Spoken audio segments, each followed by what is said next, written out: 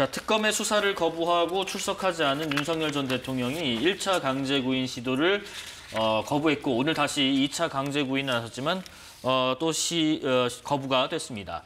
윤석열 전 대통령이 특검에 가지 않겠다고 이제 버텨서라고 하는데 지금 윤 전 대통령은 앞서 특검 수사에 성실히 임하겠다라고 스스로 밝혔는데 또 일반인이라면 검찰 조사 소환에 불응하는 게 가능할까? 어떻게 생각하시는지요? 일반인이라면 정말 가능하지가 않겠죠. 예. 그러니까 이 윤석열 대통령은 정말 반성도 사죄도 없고 거짓말과 궤변으로 일관하면서 계속 국민들을 우롱해 왔고 지금 이 검찰 조사에도 이렇게 불응을 하고 있는 것에 대해서 정말 그 국민적인 그런 공분이 높은 것 같은데요. 네. 어제 박지영 특검보, 내란 특검의 박지영 특검보가 묵비권을 행사하는 것은 피의자의 권리이지만 구속 피의자가 출정 조사 거부를 하는 것은 권리가 아니다라고 얘기를 했거든요. 네네. 그러면서 이제 또 전직 대통령에 대한 예우를 뭐 철저히 하고 있다 또 이런 얘기를 해서 제가 이 박지영 특검보를 굉장히 시원하게 브리핑을 하고 되게 신뢰를 보냈었는데 이런 대통령에게 전직 대통령에게까지 예우를 해야 되는가 하는 생각을 했어요. 그만큼 법 집행을 거부하고 예. 수사를 방해하는 그런 악질적인 피의자가 있었던가 싶습니다. 지금 윤 전 대통령 측에서는 오늘 입장문을 냈어요. 네. 특검이 적법 절차를 지키지 않고 있다라고 비판을 했습니다. 조사가 필요하고 대면 조사가 목적이라면 장소는 본질적이지 않다. 이게 지금 공개적으로 망신 주려는 행태다라고 하는데 일단 지금 어떤 절차가 문제라는 건가요? 지금 그 점에 대해서는 잘 모르겠어요, 예. 솔직히. 어떤 절차가 문제인지에 대해서는 제가 확인을 못했습니다. 그리고 윤석열 전 대통령이 그 검찰 특검 조사를 불응하는 것 또 특히 이제 구치소에 지금 인치가 되어 있지 않습니까? 예. 구속이 되어 있으면 그때부터 이제 이 신병을 확보해서 검찰청으로 데려오는 것은 교도관의 소관이거든요. 그 교도관이 이 포승을 해서 포승줄에 묶고 수갑을 채우고 그렇게 해서 이제 검찰청으로 인치를 해 와야 되는데 그것이 현실적으로 좀 어려웠다, 불가능했다. 그래서 인치하지 못했다 이런 취지로 들립니다. 네네. 그러면 이런 경우는 실제로 그 피의자가 구속된 피의자도 강력히 저항을 할 때는 보통 교도관들이 쉽게 그 인치하지 못하는 경우가 있습니다. 그런데 전직 대통령이다 보니 네네. 그보다 좀 더 이 물리력을 행사하기가 지금 아직은 어려웠지 않나 뭐 그런 생각이 듭니다. 저는 이런 모습은 이제 윤석열 대통령이 정치적으로 지금 이 문제를 접근하고 해결하려고 한다고 느끼고 있습니다. 정치적으로요? 예, 이것이 예. 법적으로는 그냥 단순히 저항하는 것뿐이고 정치적으로 예를 들어 내가 이제 그 특검 수사에 응하지 않겠다라는 입장이 아닌가. 예를 들자면 박근혜 전 대통령의 경우에도 일정 수준 이상에 갔을 때 검찰 수사에 응하지 않았거든요. 그래서 아마 검찰 수사에 응하지 않을 생각을 굳힌 것 아닌가. 그러면 예를 들어 그 구치소의 그 방실 내에서 인치를 해서 검찰청에 그 신병을 인도를 해도 묵비권을 행사하면 네. 현실적으로 조사가 안 되는 거죠. 네네. 그런 상황이 되고 있지 않는가 생각을 합니다.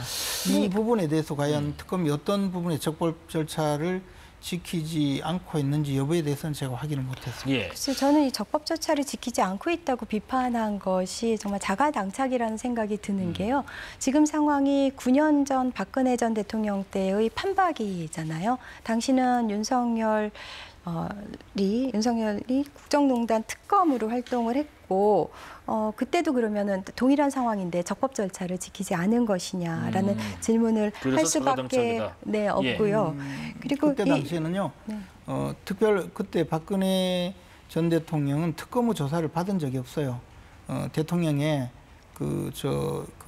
대통령 재임 시에도 일반 검찰로 이미 특검에서 넘어가서 그때 조사를 받았거든요. 그래도 큰 틀에서 보면은 비슷하고요. 그 윤석열과 박근혜 전 대통령이 온갖 법 기술을 동원해서 그런 조사에 응하지 않는 것은 아주 동일한데 그리고 또 건강상의 이유를 든 것도 공통점인데 결정적인 차이는 있습니다. 박근혜 전 대통령은 또 국정농단 사태 관련해서 여러 차례 그래도 사과를 했지요. 2016년 10월, 11월에 거쳐서 내 불찰이다. 그리고 모든 그런 책임을 통감한다. 진심으로 사과한다라는 그런 말씀을 하셨었고 예. 윤석열 전 대통령은 전혀 그런 말씀이 지금까지 없었기 때문에 그런 점에 있어서는 큰 차이가 있다고 생각합니다. 네, 예. 지금 아까 정치적인 의도 말씀하셨는데 이게 지금 강제구인 모습을 일부러 좀 강성 지지층에도 좀 보여주려고 하는 거 아닌가라는 분석에 대해서는 어떤 생각이세요? 아니 그게 아니라 예. 강제 구인의 모습을 보여주지 않으려고 하는 거죠. 왜냐하면 지금 공개적으로 망신 주려는 것 아니냐. 나를 수갑 채우고 포승줄에 묶어서 끌고 가는 것을 보여주려고 하는 거 아니냐. 그리고 이것은 조사가 필요하고 대면 조사가 목적이라면 조사 장소가 본질적이지 않다. 쉽게 말해서 구치소에서 조사해도 된다. 이런 취지잖아요. 네네. 그러니까 제가 보기에는 오히려 윤석열 대통령이 이 특검에서 굳이 자신을 포승줄에 묶고 수갑을 채워서 검찰청으로 끌고 가는 모습을 보여주려고 한다. 그래서 못 가겠다라고 하는 것 같아요. 지금 사회자님 말씀은 그 반대의 반대네요. 입장이신 것 같고 네네. 윤석열 대통령 입장은 나는 그런 모습을 보여주기가 싫다. 이런 취지인 것 같습니다. 구속된 피고인이 검찰에 나가서 조사받는 게 망신주기다라고 한다면 혹시 그 일반인들이 잘 모르는 거지 검찰의 이런 출장 조사가 종종 있어왔던 건가 싶습니다. 김건희에 대한 황제 예. 출장 조사가 있었죠. 검사들이 핸드폰까지 다 반납하고 아주 고분고분 순순히 들어갔던 예는 있었던 것 같습니다. 근데 저는 아까 네. 어떤 강제적인 물리력을 동원하는 부분 관련해서 네. 윤석열 전 대통령이 그 모습을 안 포승줄에 묶이고 끌려가는 것을 안 보여주고 싶은 마음도 있을 것 같고요. 또 그렇게 함으로써 어떤 피해자 코스프레를 하면서 또 지지층한테 소구하려는 또 그런 생각도 일면 있지 않을까 하는 생각을 해봅니다. 네, 지금 결국 특검은 추가 조사 없이 기소하는 방안을 고민하고 있다고 해요.